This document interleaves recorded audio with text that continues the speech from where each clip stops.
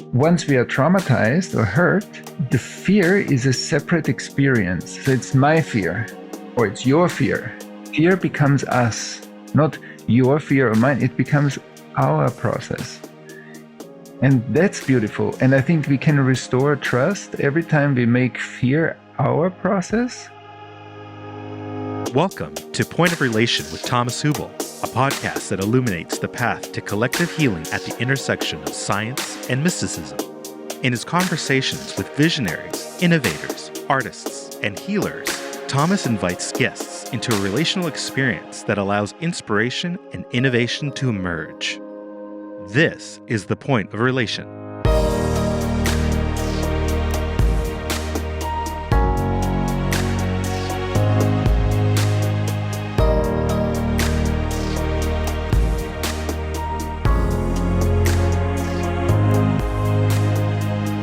The following interview was recorded during a previous Collective Trauma Summit, an online gathering convened annually by Thomas Hübl to share ideas and inspire action for healing, individual, ancestral, and collective trauma.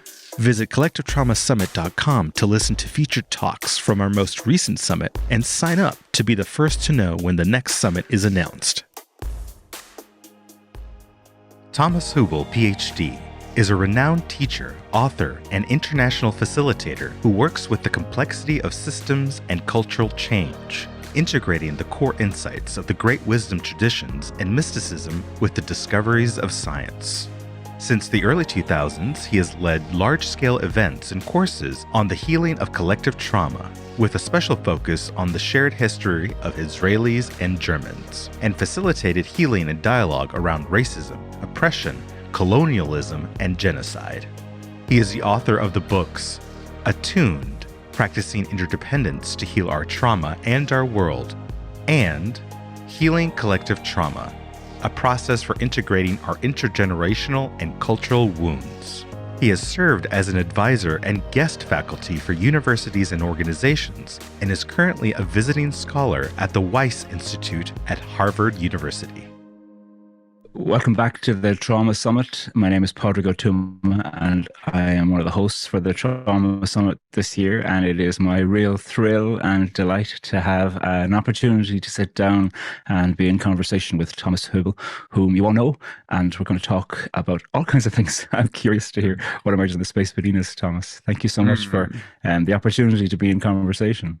Yeah, thank you so much, Pádraig. It's lovely. I'm looking forward to this. I still remember our last conversation where we had a different setup, so I'm curious how it's going to go. Yeah, I know. I've been looking forward to being in conversation with you since then. I want to start off by asking you a question from your own youth, Thomas. I'm curious if there's any experience or friendship or something in your childhood that you think prepared you for the work that you find yourself doing now. Was there any indication or curiosity in your childhood that you think now you look back on? Yeah, there are three things. It's an interesting question. It's lovely. There are immediately three things coming to mind. One is, or four. I mean, I grew up in a family that was, my grandparents were post-World War II, so experienced, all four of them experienced the World War. So that's maybe one thing. But the other thing is, already as a boy, I had a very deep connection to God. But I had kind of difficulties with the Christian church, at least in the village where I grew up. It was kind of cold and distant. It didn't feel like warm and open and, like a place where you want to be and being community. So I don't know, it didn't fully connect with the place, but I had this kind of inner, and I prayed as a child. And so I was deeply into the communion with God, but the setup didn't fully fit for me, at least where I was. I'm not saying this in general about the church. And then a second thing was when I became 16, I joined the Red Cross and I became a paramedic. Already while I was going to high school, I trained to become a paramedic in the local Red Cross station. And I think that really taught me so much about people, society, trauma. I mean, and only in retrospect, I see how much I learned about trauma at that time. At that time, I didn't deal with in the complexity I understand it today. And the third thing was I was with our kind of small group of friends at the time. We were totally into fantasy role-playing games. and we had such a kick on this. We were sitting often nights, literally nights or weekends, playing in these fantasy worlds together. You're gonna have to get a few of your characters away now. Yeah. Right. And it was such a blast. Like we had really, and we were so creative. Like I wrote a story as, for these role-playing games for 9 years, like different, it was an ongoing story, and my friends too. And so we involved each other in these worlds. And I think this also gave me, because you need to be very attuned and synchronized to live together with characters in this kind of world. And it was a super creative time also this so I really enjoyed it, and somehow that I see that also as a contribution to what I had put a bit of thought this morning into thinking, I wonder what he's going to say, and I did not think that you were going to speak about fantasy role play. I am delightedly surprised about that. What does that say about the imagination? Because, fantasy role-playing games tap into something of the creative power, tap into what's possible in terms of the kind of escapism that actually can show you there's a different way. I'm curious what it is you learned about healing through fantasy role-play with your friends. Yeah, first of all, like some of the mystical principles and healing and all this stuff is part of this fantasy world. So that's one thing. But I think, as you said, there are two things. There's to be, because we were very good friends and we were dialed into this mutual space, and we could challenge each other. We could have fun with each other. We could, challenge each other also to go to limits of what it means to give yourself to a character. And that is not only always in the boundaries of the regular, like convention, politically correct convention. And I think, together, to be in a creative space together, it means relationship, creativity, attunement, and also daring to go into areas of life that are not conventional. So you're checking the boundaries of them. And so at that time, this was I enjoyed it very much at that time. It's fascinating. It's profoundly vulnerable too, to reveal your fantasies of characterization to your friends, that they see who it is that you want, or they see how it is that you would want to be. You're revealing something true while you're doing something that's fantasy. Exactly. Fantasy is a very true, I think all art has a capacity to tap into something that is, by putting aside certain imaginations of forensic truth, actually you're revealing something that's a profoundly intuitive truth. Exactly. Yeah, it's beautiful. Well, I am so interested. Connection with God, communion with God, Red Cross, and fantasy role play. What interesting things from your childhood. Thanks, Thomas. You've spent your whole life really talking about collective trauma and looking at how it is that communities can gather around and have responses to collective trauma, and thinking of collective trauma through people and generations and history and societal and psycho-spiritual impacts and effects of all of that. And I'm really curious to know, when it comes to your approach and the language you use around collective trauma, how has that changed over time? And maybe are there any recent changes in the way that you speak about it? And what's brought about those changes? Yeah, it's interesting. I see my work in general, like as everything I do, this conversation, every client interaction, every big group I run, every talk I give, I don't know, every book I write, like everything that I do adds more concentrated information into like a body of teaching or understanding, or like a kind of a skill set that gets deeper and deeper. So I see all the time changes, because every group teaches me something. Every interaction in every group gives me a little bit of a different spin and understanding of a small, tiny aspect of the whole. And so I wrote this also in my first book. I said, this book contains all the interactions that I've ever had leading up to this book. And And it's true that in the 20 some years ago, when it started, that collective trauma showed up in my groups in Germany after the Holocaust and the Second World War. I got a kind of an outline of an understanding. After some time, I saw this multiple times. Then I started to understand. Okay, that's basically how the collective unconscious shows up. That's how we work with generational material that has been dissociated and is kind of ghost stuff in the middle of our society. And so I got this then, but then over time, the 20 years helped me to refine and refine. It's like when you polish something, and every interaction polishes it more, and the light that shines through the diamond gets clearer. And I think that's also what happened. And also I walked my own path. Through my own group, I learned so much in myself. I worked in my own work on my relationship to my ancestors, to my culture, or Austrian culture, where I come from.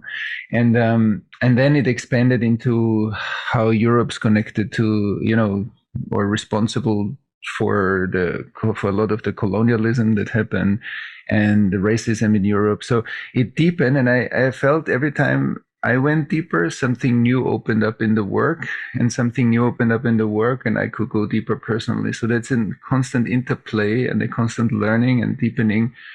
And so that's kind of the constant updates, and that's why I call it also IAC fluidity and not method, like individual, ancestral, collective liquefaction, because it's not a method. A method becomes a fixed idea, versus something that's fluid is moving. Yeah, of course. And it's always difficult to discern in the moment. I know that. But is there anything that at the moment that you're trying to tune yourself into, Thomas, as you think about some things that you're paying attention to, as you think of the fluidity of this IAC approach? Is there anything you're trying to keep an eye out for? Yeah, now, like one of the things that I'm always going for what's the next ripe fruit. So when you go to an apple tree and you want to pick the apples that are ripe, and you leave the apples that are not ripe because they are sour, they need more sun.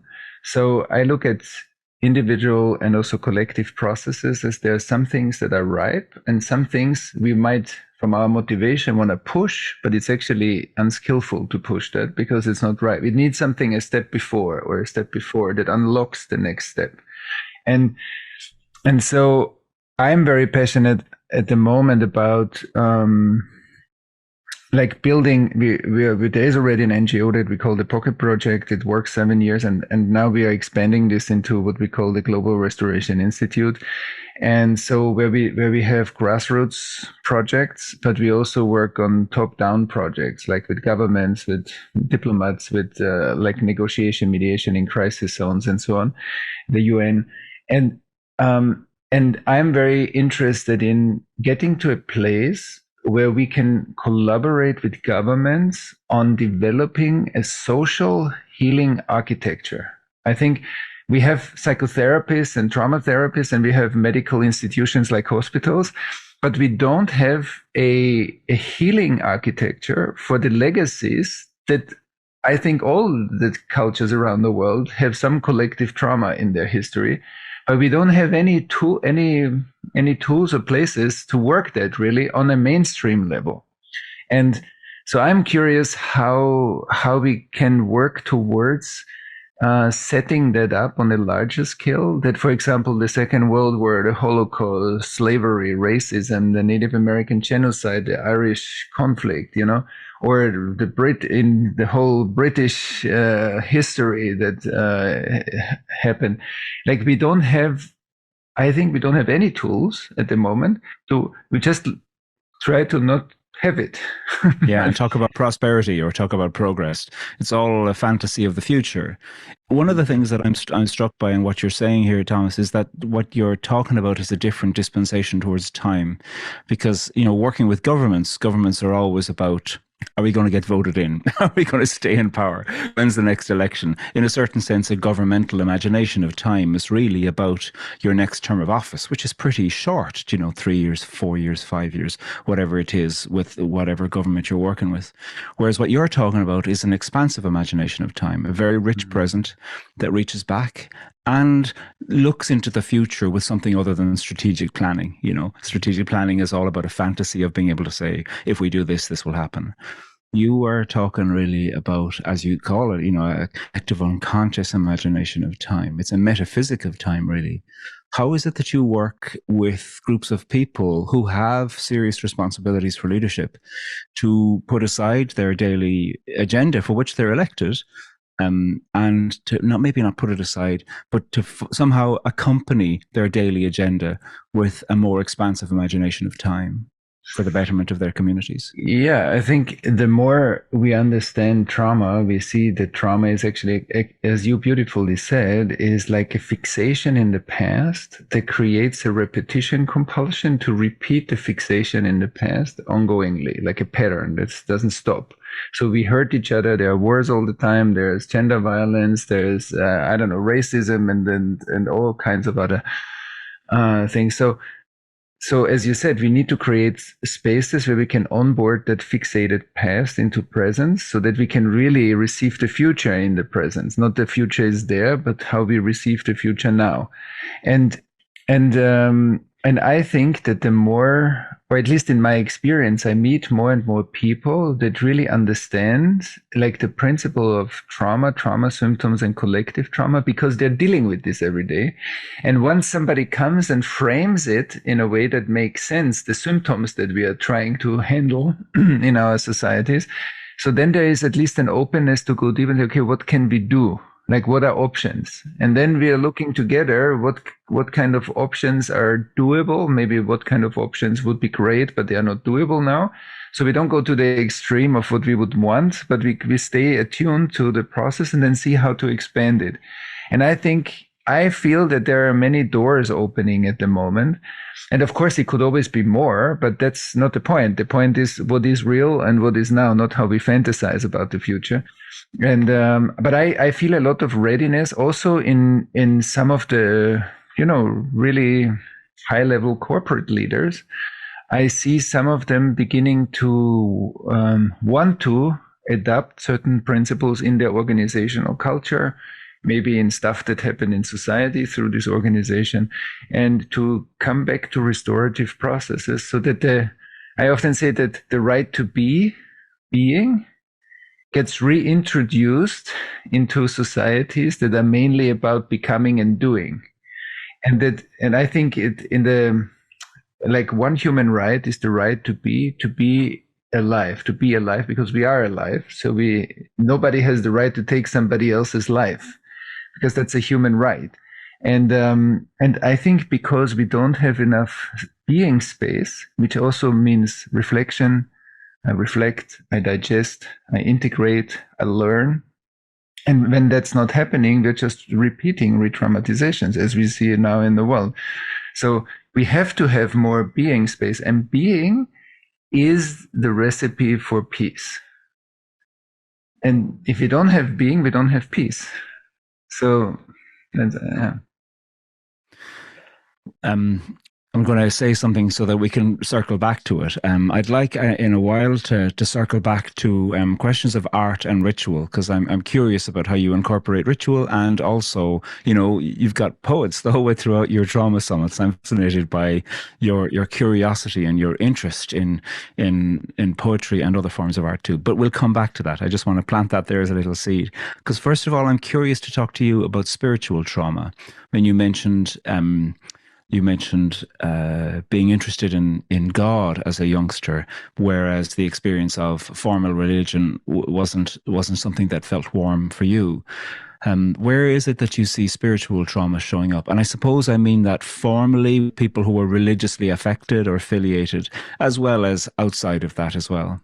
Yeah, as you said, I think if there is trauma in institutions that are connected to spirituality. For example, what came out in the church recently, or the church and indigenous populations, and the church and colonialism. And like, if there is an institution that is centered around spirit and trauma happens in that institution, it immediately disorganizes our connection to the divine. because that's pure and accessible for everybody in the world. But the institutions that actually say that they provide safe spaces to practice are part of the pain. It's like when parents are part of the pain of the children. So this is a disorganizing impact on what I believe, where I see leadership, how I see authorities, how I trust in the process of the world. And so I think it's there, or in any other spiritual communities where there's abuse of power, where there's power over patriarchal structures that are power over versus competence-based and relation-based. And so there are different hierarchical structures, and one is very painful, the other one is it's power with, is we are together, and maybe there's more competence that some people step forward, but they also know when to step back that other people step forward. So it's a fluid process and not a fixed process. And I think, so that's one thing. The other thing is also that often that also in religious context, when the identification with the spiritual identity gets stronger than the original mystical message, because highly awake people or individuals or beings that, like Jesus or Buddha or others, there was a true insight, something opened up, and what they said means that their word and their energy was the same. When the state and the energy is the same, then it's true. When we recite or talk about things that they said in the past, then it's only partly true, because we are reciting something that maybe is true on that level of consciousness, but is not true for everybody who doesn't experience it. It's an aspiration, maybe it's a learning process. But if that crystallizes into dogma, and if that crystallizes into the inability to perceive the present moment, so it becomes a filter between us. Suddenly I'm looking through this dogma at you, then it's painful, and then it creates trauma because it's not true. It loses the humility. Like all the big spiritual traditions talk about the bowing that allows a blessing to be received. And if I don't know anymore how to bow and really to be honest about my spiritual development, so what's true for me, I can speak about. What's not true for me, I'm a student, so I'm learning. And I think a lot of trauma happens like that. And when dogmas clash against dogmas, then we have religious wars, we have all kinds of violent situations, we have torture, we had inquisitions, we had witch burnings, the inequality between masculine and feminine principle in religions is out of balance. And that led to a lot of violence. And I think, and then some religious communities supported racism and slavery and colonialism. So I think there's an endless list how spirituality is connected to trauma. And that has a backlash in the secular world of an I'm an atheist. So I'm defined by what I'm not. So another kind of certitude. Yeah. Exactly. So yeah, but we can talk about this more. So that's an attempt to describe something big, which in a short time. Yeah. I mean, like I spent a lot of my life working in the context of conflict resolution and language, and in a place like Ireland that has been affected by British-Irish conflict, and where religion was an enormous dominant part of your political identification. You see, I see here the profound draw, the promise that such belonging offers, and then the cost of such belonging too. Mm-hmm. And it's not like I want to say that such belonging should just be put away, because there's something powerful about it. But the question is are its borders fluid or are its borders hostile? Yeah. How is it that, what are the wars that are unnecessarily involved when it comes to imagining identities and the interaction between them? And changing loyalties and questions about all of that. What do you see when it comes to paying attention to spiritual trauma on a mass scale for groups of people, where perhaps some spiritual principle was used in a way to make it so fixed that it actually did more harm than good? What do you see that helps? Yeah, but always helps. And let's also put into the mix that, like, for example, in the Nazi movement in Germany, there was a deep interest in some aspects of the Nazi movement in mystical powers, and also in the abuse of mystical powers. So it literally happened, and that's why our fear sometimes of being misled, being manipulated, being like, I mean, became a collective demon in a way, which sure. I think we need to deal with. And the way how to deal with it is that, first of all, is we need to stop. Because as we are running, we are not good at reflecting. You know, when your nervous system is in active mode, it's not so good in reflection. So we need to say, okay, for some things, being active, progress, innovation, perfect. Wonderful. We all want that. And we all benefit from the medical and scientific progress that we made. You know, it's amazing. Otherwise, we wouldn't have this conversation now. But at the same time, and not either or, because sometimes we say either or, also in climate change, either we need to totally wake up the world and we have no time for healing. Why? We can wake up the world while other people do the healing at the same time. We just share competencies. And,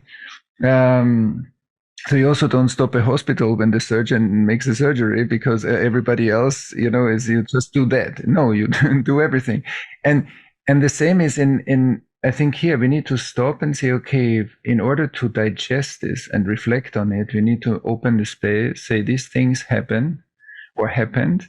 And now we need a space to open that up, create safe spaces that are facilitated. Let's bring that in. Let's see who we are, not talk about them, but talk about who I am in relationship to them. And then create spaces where many people have in a collective witnessing space, we have space to speak, to share, to see many different facets of the same thing and learn from each other.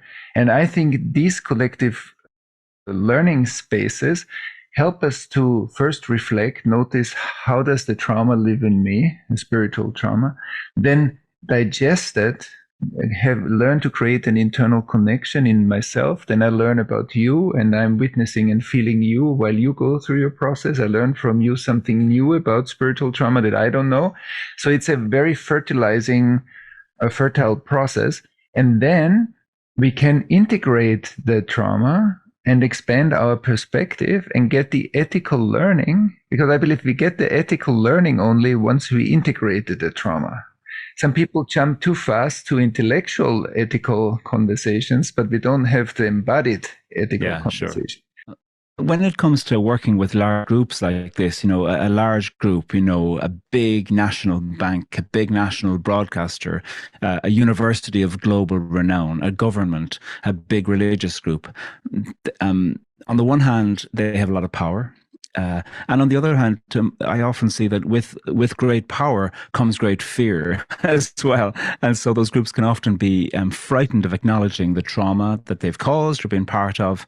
And in a certain sense, the defensiveness against that can in itself then make it even more stringent and more tightly wound, even though everybody knows large corporations need to face up to their past. And the fantasy seems to be that if they face up to it, the whole thing will crumble. I'm curious about how you go about addressing that fear in order to say, actually, this is a way into life in the future rather than the end of things as we know it for whatever large corporate group people are a part of. Yeah, like my approach is always not to talk about fears, but because once I get into the argument why another way is better, I'm overriding the emotional process. If somebody is afraid to tap into something, open something, take more responsibility, so let's be with the fear. The fear is the first thing that shows up. So let's create a space where that fear has a space to breathe.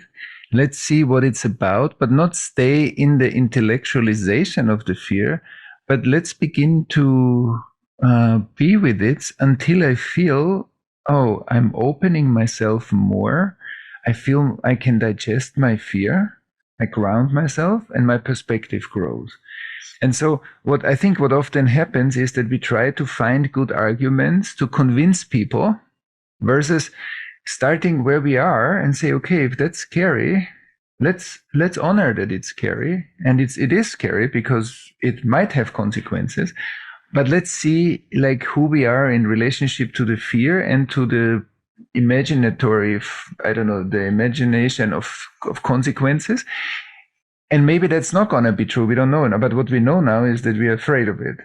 And let's start there. And then we begin to open that process. So until we can have a deeper connected conversation, if we open that up or not. But so once I feel that somebody gets tense when we bring a topic into the room, like pushing more doesn't make sense. And I think that's what often happens. And then people create an internal resistance, and then it slows down transformation. And I would say if I feel already that something is tense, so let's slow down and let's acknowledge that somehow. Let's see that something needs to be seen before we go a step deeper into the direction where we want to go. And I somehow have the feeling that creates a lot of trust. As like when I see people and when I hold a space for people, leaders, corporate leaders, whatever, the moment when we see that that's respected and that's felt and sometimes even noticed without people saying it, so then it creates like okay, we are together in this. And there's also some unspoken commitment that we won't go further than the next step allows us to go. And once we have that trust, usually the heart opens up, and then many people know by themselves that something needs to happen. I don't need to say this because we all, if something needs to happen in our life that needs to be restored, we all know it. You know, if somebody hurt somebody in a relationship, it stays as a nagging small feeling inside. And even if I can suppress it, when somebody mentions it, I feel this doesn't go away. So ethical restoration, the conscience in us, the part in us that feels when we cross a line, doesn't disappear. It stays. Mm. I'm so interested that you mentioned trust so many times in that last response, because all throughout the conversation, I've had this idea in my mind about how about how a trauma is often a crisis of trust. And there's such a deep desire to trust in yourself, to trust in others, to trust in whatever it is that offers promises for you of some kind of belonging. And you spoke so eloquently there about trust and the idea of in the face of fear, rather than thinking how can I conquer fear, instead of going, well, how can I create an experience of trust in the moment? Right. That might mean that something else emerges, something becomes possible. That's beautiful. Because what you're also saying, and I think there sometimes we don't get the point that trust cannot be made. If somebody mistrusts, I always trust that the person's mistrust has a perfect reason. Maybe I don't know the reason because I don't know the biography of the person, but I know if I see they don't trust me, first of all, it's not personal to me. And secondly, I feel, wow, I need to honor the mistrust. And then by honoring that, we synchronize our consciousness with the real process that's happening. It's a withdrawal. It's like I'm scared. And many people override their sense of being scared by I should be a grown-up person that is courageous and is in the world and does his or her thing. But if I feel this, so I need to respect it, and then I can grow with it and through it. And so and the other thing is that I think we have a kind of a distorted view of fear, because first, once we are traumatized or hurt, the fear is a separate experience. So it's my fear, or it's your fear, or it's the CEO's fear, or the politician's fear. But actually, the privatization of emotion is already part of the trauma symptom, because otherwise, when you see a child that gets scared, the child comes back to the parent, co-regulates with the parent, and makes the fear a shared landscape. Mama, Daddy, I'm scared. Okay, come. I feel you're scared. I feel you're scared. Zack. Fear becomes us, not your fear or mine. It becomes our process. And that's beautiful. And I think we can restore trust every time we make fear our process. Something is safer. Mm. I've been in positions of leadership for a lot of my adult life. And I get loads of people that you work with have been in positions of leadership. And one of the things that I think of with leadership is how lonely it is. You know, it's always easy when I'm working for an organization to think, oh, they don't understand, they don't this, they don't get it. And there's good reasons to be critical of people in senior leadership. You know, I'm not saying that those are always misinformed and the critiques of leadership are misinformed. But when you're in a position of leadership and you feel like I've got the title of power, but I have very little capacity to make enough of the changes that I'd want, and never mind everybody else, that there can be a deep loneliness in that. How do you go about creating a wider consciousness of loneliness and loneliness in leadership? And then when it comes to the groups that we're part of, looking at something like trust in the context of that, because leadership is always going to be limited. That's right. I would first see that loneliness is a retraction from the surface. So when a leader is lonely, I would look at like how their loneliness is already part of their biographical history somehow. Because it's a kind of a relational dynamic that most probably was there before and gets amplified by the leadership position. So I would look at that, and then I would also say, okay, there are certain things that leaders need to discuss with other leaders, maybe, because it's we need a space where we share a common understanding, and we share also the safe space that certain things we have to discuss there. But for the larger part, I think that in many organizations, the vertical data flow, like in our spine, there's a vertical data flow. I believe in every organization, if there are hierarchies of leadership tiers, the vertical data flow, I'm fully committed to my organization, and my organization is fully committed to me. That process of mutual support, so that an organization understands the leadership function is very important. It orchestrates something. We can think about more fluid leadership models, but still, like, we want to support each other in our highest capacity. And that's true for the both ways.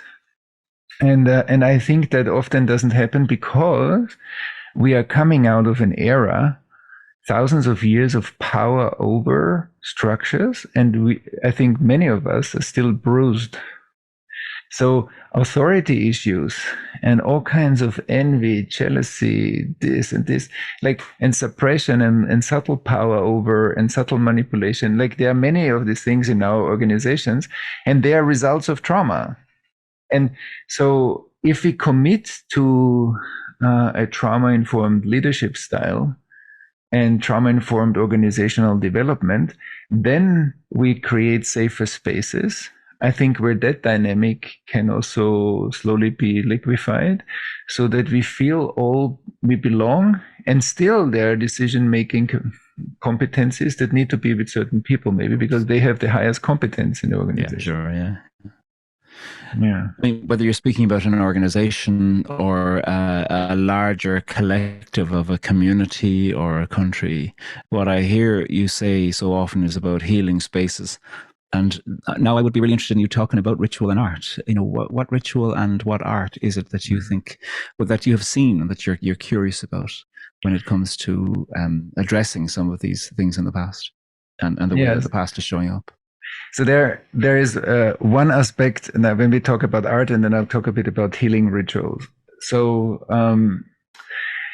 like, when I came out of my 4 years meditation and I did my first years of my work, I got to know my wife after some years. And so my wife is an international artist, an art professor at the university. And I have to thank her for initiating me into the world of art in a way that I would never have done by myself. I would never have had access to the depth that I have now, and a much deeper understanding. Also I got to know an entire new cosmos that I wasn't so connected to. So thanks to her, I can see also, and I learned a lot about the power of art in different forms, being it poetry, music, but also visual arts, films, and paintings, like how like the unspoken aspects in the cultural space are being represented by art as a psychoactive substance. That the alchemy between a good artist and whatever is the topic creates a psychoactive substance in the public space. And I think that's really amazing. And if we combine this now, I think the social healing rituals that I'm talking about have to have poetry, art, music included, because that has such a psychoactive dynamic in the collective space. So when I talk about social healing spaces, I see them inclusive of art, because art speaks to our being in a different way than rational words and all kind of knowledge. I mean, that's important, but that doesn't run the show. You know, the show is the relationship, when the heart opens, when we trust each other, when we create safe spaces, and also when we liquefy a bit the power over, or the top-down suppression of the mind over the emotion and the body as a trauma defense mechanism. That's why often knowledge is not the right way to address this, because knowledge will just create more suppression, and art doesn't do that. Art even disturbs sometimes our minds, and Sure. Yeah, and so it's experiential. Yeah, I think social healing spaces are ritual spaces, and I think through colonialism we lost a lot of the indigenous wisdom around rituals and embodied healing and music and the various forms of trauma healing, that now there's kind of some kind of renaissance of healing those wounds and honoring that wisdom. But even beyond that, I think we need ritual spaces, because, as you said before beautifully, like also in spiritual communities, the belonging aspect, when it's a clean community, the belonging is very important, because it creates a cup, a container. And every transformational work needs a healthy container to create alchemy. And I think art is definitely an important ingredient. There's a line, as I was preparing for this, there's a line from Björk that came to mind, that magnificent Icelandic musician. Mm-hmm. In her song, Who Is It? She says, "Carry my joy on my left, carry my pain on the right." And as I was thinking of that and looking at how you use the word integration so often, there can be a fantasy that healing is about the future where the impact of the past is not present. And what I see you put forward societally and also individually in therapy is that somehow there'll be a container, a cup, as you said so nicely, for how it is that things can be contained. And I can say, yeah, I do have my pain on the right, but I've also got my joy on the left, or whatever those things are, you know, carry my courage here and my anger here, carry the trauma here and my creativity here. That for you, integration isn't about undoing the past or about saying there's a fantasized future where you're going to completely forget about the past, but rather that there's something of holding those together. Yeah, I see. It's beautiful what you're saying. Exactly. When you eat, where does the food go? The food becomes part of your body. It becomes you. It's not that it's like the nutrients that you absorb in your body become your blood, your cells, your brain, I don't know, everything. So the past, integrated past means that we integrate the charge that is undigested. We ground the ghosts of the past that disturb our present moment. But that integrated history makes us, it becomes us. We learn from it. And I think especially if we have to deal with the wounds to get the ethical upgrades, if we don't deal with the wounds, we cannot expand our ethical way of living. We cannot become really better people, because we become mentally better people. We could become maybe sometimes politically more correct, but the mind and the body don't go together. Then when I get stressed, I still snap on people. I still whatever I do, and it creates impact, because what I understand here needs to live here.